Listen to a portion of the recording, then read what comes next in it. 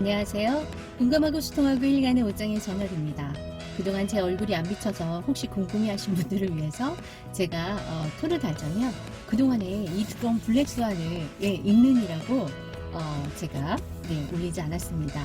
오늘은 이 블랙스완 완독하면서 여러가지 느낀 점들을 같이 공유해보면서 이 후반부에 나심이 강조하고 있는 4가지 사항 같이 한번 살펴보도록 하겠습니다. 그 어려운 이야기 지금부터 시작하겠습니다.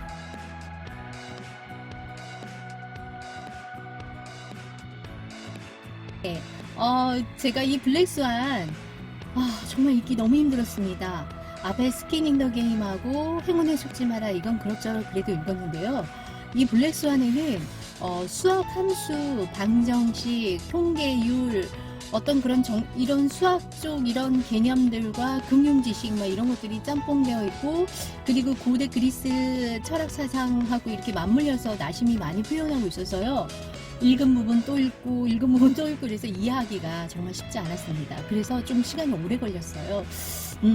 그래서 제가 이해한 만큼 여러분과 함께 이 시간에 오늘 앞서 올린 주제대로 작은 일에 바보가 되어라. 그러나 큰 일에는 금물이다. 제가 이런 제목을 잡았습니다.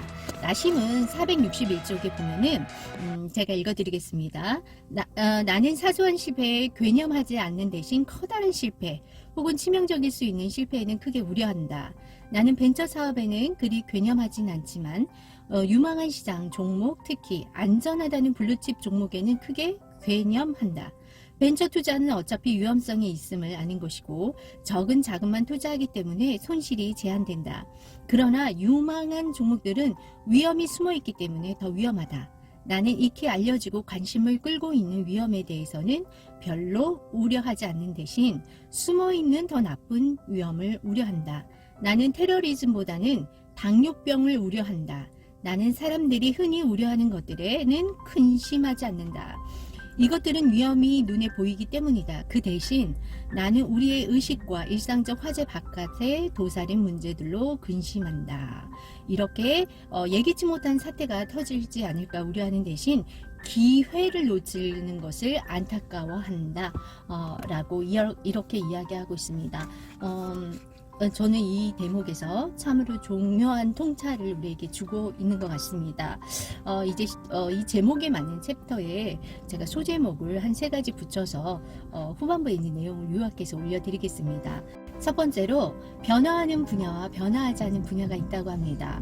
변화하는 분야는 전문가가 존재할 수 없고 그곳은 검은백조 출현이 잦다라고 이야기하고 있습니다. 그러면 나심은 전문가로 입증되는 분야와 전문가로 입증할 수 없는 변화무쌍한 그 분야를 이렇게 책에 2가지로 나눠놨는데요. 제가 지금 올려드릴 테니 같이 읽어가시면 좋을 것 같습니다. 제가 읽도록 하겠습니다. 전문가로 입증되는 전문가들이 있다. 가축감별사, 천문학자, 시험조종사, 토양감정사, 체스 선수, 물리학자, 수학자, 회계사, 곡물검사자, 사진 판독사, 보험 분석가 등등이 그들이다. 반대로 전문가로 입증되지 않는 전문가들, 주식중개인, 임상심리학자, 정신과 의사, 대학 입학처의 직원, 판사, 카운슬러, 인력 선발 담당자, 정보 분석가 등이 그들이다. 내가 직접 자료를 읽으면서 판단한 사람들도 추가한다. 경제학자, 금융 예측 전문가, 금융학 교수, 정치학자, 위험 전문가, 국제결제은행의 임원들, 국제금융공학협회의 학예 임원, 개인 금융 상담사. 이렇게 말하고 있습니다. 여러분 어떻게 공감이 되십니까? 그러면서 나심이 뭐라고 우리에게 조언을 해주고 있는지 제가 한번 또 읽어보도록 하겠습니다. 우리가 요즘 노년 은퇴에 대해서 관심이 많잖아요.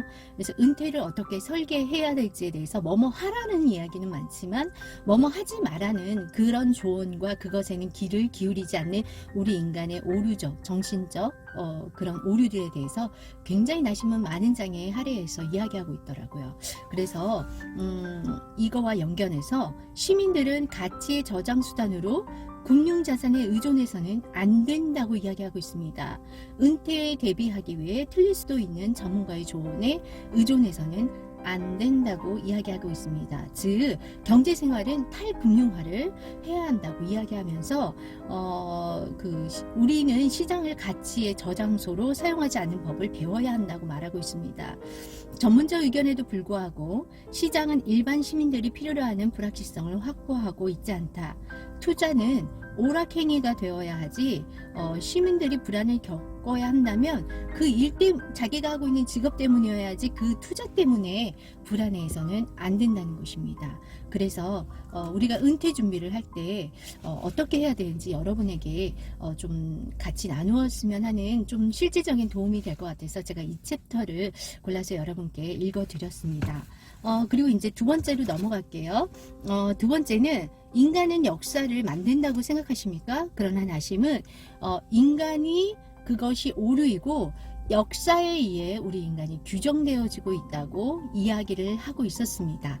그 이야기 제가 왜 이러한 오류를 파악하지 못하고 있는지 그거에 대해서 이유를 조목조목 달고 있었는데요. 그거 제가 지금 읽어드리도록 하겠습니다. 근데 이 두 번째는 왜 이런 역사 이야기를 하면서 나심이 이야기하냐면 예측하지 말라는 것입니다. 우리는 아무것도 모르는데 기존의 사람들은 학자들은 과거의 것을 들어다가 인용을 하면 뭔가 그럴싸하고 예측할 수 있다고 믿는 것 자체가 오류라고 이야기를 하고 있었습니다. 그래서 역사의 오류 그런 것들도 이제 찬찬히 이야기하고 있었고요.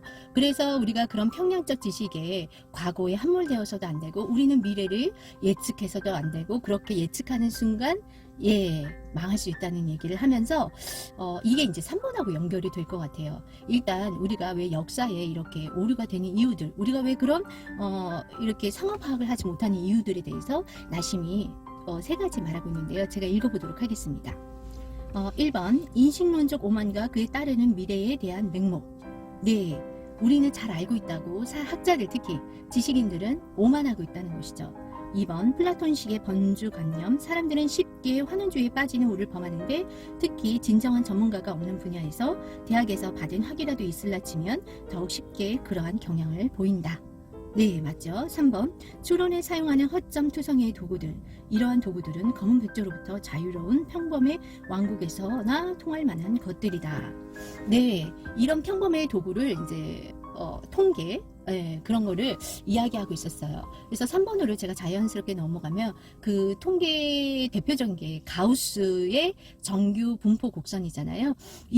이것은 삶을 무작위성으로부터 멀어지게 하기 때문에 이 나심은 이 정규 분포 곡선을 굉장히 한마디로 까고 있었어요. 아주 구구절절 수학적 개념과 또 사상가들 그런 것들을 빌어서 이렇게 이야기하고 있었어요. 왜냐하면 나심이 이 책을 발간할 당시에 너무나도 많은 학자들한테 이런 블랙스완이라는 안티프레질이라는 이런 불확실성, 무작위성에 대한 아무도 이런 거를 하지 않았기 때문에 그 학자들이 계속 나심을 공격하는 것입니다. 네가 주장하는 거 증명해봐. 이네들은 기존의 사람들은 어떻습니까? 지식인처럼 정규 분포 곡선을 거의 신념화하고 그걸 토대로 자기 이론을 정립을 했기 때문에 자기를 공격한다고 생각할 수밖에 없었겠죠. 그러니까 네가 주장하는 그 무작위성, 불확실성 그거 증명해봐. 이렇게 하는데 나심은 그것을 증명할 필요가 없는 이유들에 대해서 조분조분 여기서 다 말하고 있었어요. 그래서 나심이 이게 2008년 금융위기를 통해서 이 사람의 이론이 이제 확실하다, 막 예언가 이렇게 칭송받기 전까지 그 전에 나왔으니까요. 이 책이 얼마나 마음 고생이 심했는지 이 후반부를 읽으면 알 수 있겠더라고요. 그래서 그거에 대한 변명설, 그렇게 막 적고 있는 모습이 상상이 되었어요. 그래서 나심이 심지어 그 시절을 사막을 걷는 것 같다는 말로도 표현을 하고 있더라고요. 네, 그래서 가우스 분포를 이렇게 우리가 신봉하고 있고 심지어 독일 지금은 없어졌지만 좀 몇 년 전까지만 해도 사용했던 그 독일 화폐에는 가우스의 정규 분포 곡선이 화폐에 있다는 것도 찍어서 올렸더라고요. 그래서 우리가 그 정규 분포 곡선에 대해서 그 무작위성을 우리가 평균치에 우리를 몰아넣는 그런 큰 오류를 범하고 있다고 아주 강력하게 이야기하고 있었습니다. 제가 지금 계속해서 세 번째 정규 분포 곡선은 삶을 무작위성으로부터 멀어지게 한다라는 그거 주제를 가지고 계속 설명하고 있습니다. 예, 다시 정리할게요. 가우스 그 정규 분포 곡선의 오류에 대해서 제가 나심이 밝힌 이야기를 좀 해보겠습니다. 정규 분포 곡선이 우리 삶에서 그 이유가 있습니다. 왜 우리가 좋아하는 이유를 나심은 그것이 확실한 정보를 제공해주고 사람을 예견하게 하고 평균치 안에 가둬두기 때문에 되게 안심하게 된다는 것이죠. 그래서 위험하다고 이야기를 하고 있습니다. 실제로는 이 정규 분포 곡선을 가우스가 만든 게 아니라요. 그 캐틀레라는 1796년에서 1873년에 살아던 이 사람이 그 만든 것이라고 이야기를 하면서요. 원래 이 정규 분포 곡선이 계몽주의 철학과 맞물리면서 사람을 평균이라는 것에 이렇게 함몰시키는 오류를 범하고 있다고 이야기를 하고 있습니다. 그러면서 이 원래 정규 분포 곡선의 악영향이 어디까지 미쳤냐면 심리학, 오히려 의학 그쪽까지 예 아니요 이렇게 단답형으로 말하게 하는 우리의 사고까지 침투했다고 이야기를 하고 있습니다. 솔직히 의학에는 어떻게 됩니까? 그 평균치에 우리 만약에 진단을 내릴 때도 평균치 우리 평균적으로 암 수치는 어떻습니다. 뭐 이렇게 평균치에 이거를 위해서 판단을 하고 정보를 낸다는 것이죠. 그러나 그건 굉장히 큰 오류라고 얘기합니다. 왜냐하면 사람은 다 각자 다르지 않습니까? 체질도 다르고 뭐 혈관 형태도 다 다르기 때문에 나를 그 평균치 안에 몰아넣는 것 자체가 큰 오류라고 이제 의학 분야도 계속해서 이야기를 하고 있었습니다. 제가 다 읽고 나서 느낀 점은 굉장히 전에 읽었던 그 나시미 책들과 많은 부분이 계속 주장이 똑같았는데 그래도 제가 제일 잘 정리되었다고 느낀 책은 스킨 인 더 게임이었던 것 같습니다. 그래서 여러분이 만약에 나심 책을 좀 읽고 싶다 하시면은 좀 그래도 완성본이 나심 스스로도 좀 잘 정리하고 체계화된 게 스킨 인 더 게임인 것 같아요. 그래서 한 권 정도 읽고 싶다 하신 분은 그 책을 읽기를 권하겠습니다.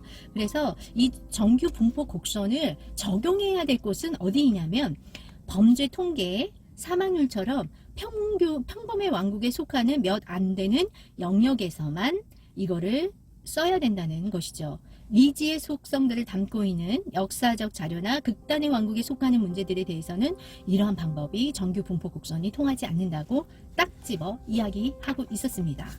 그래서 제가 이제 결론을 맺겠습니다. 여러분과 함께 맺겠습니다. 이제 나심이 이제 이 불확실성, 안티프레질, 또 블랙스완 같은 그런 불확실성 계속 얘기하는데요. 그런 개념들을 만들면서 제가 이 책들 시리즈를 쫙 읽고 나서 느낀 점은 나심이 딱 이 책에서 제 마음하고 통하는 귀절이 있었습니다. 그 귀절로 결론을 내겠습니다. 이 사람이 무작위성을 다룬 책 3권을 썼으며 수학에서부터 심리학에 이르기까지 무작위성과 관련하여 전문가처럼 행사하고 있었지만 정작 핵심은 놓치고 있었다. 그 핵심이란 살아있는 유기체는 가변성과 무작위성을 필요로 한다는 점이다. 그것도 극단의 왕국 스타일의 가변성, 특정한 극단적인 스트레스 유발자를 필요로 한다는 점이다. 그렇지 않으면 그 유기체들은 허약해질 것이다. 나는 이 점을 완전히 놓치고 있었다. 마르쿠스 아우렐리우스 식으로 표현하자면 유기체들은 장애물을 연료로 전환시켜야 한다. 불이 그렇게 하듯이 말이다.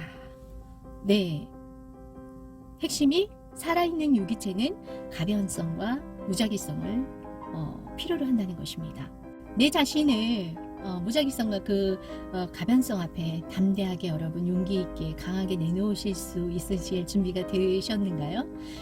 저는 이 세 개의 책을 읽고 조금은 제 마음에 좀 방점들을 많이 주었습니다.